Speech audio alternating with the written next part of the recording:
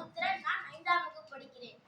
சீர்தூக்கி நின்றிருக்கும் தராசு போல இங்கு வீட்டிற்கும் நடுவர் அவர்களே மற்றும் இந்த பேச்சு போட்டிக்கு வருகை தந்திருக்கும் சகா போட்டியாளர்களே, உங்கள் அனைவருக்கும் எனது மாலை வணக்கத்தை தெரிவித்துக் கொள்கிறேன்.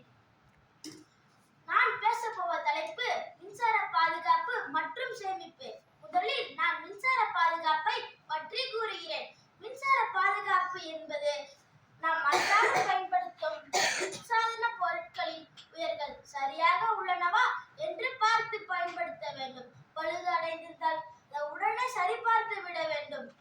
இல்லை என்றால் அதனால் விபத்து மற்றும் உயிரிழப்பு ஏற்படக்கூட அதிகமாக வாய்ப்புள்ளது.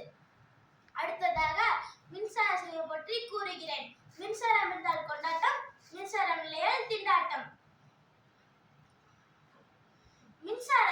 ஆகவே மின்சாரத்தை மிகவும் சிக்கனமாக பயன்படுத்த வேண்டிய கட்டாயத்தில் நம் உலகம் உள்ளது. மின் சிக்கனம் என்பது நம் வீட்டிற்கும் நாட்டிற்கும் நாம் செய்யும் மிகப்பெரிய சேவையாகும்.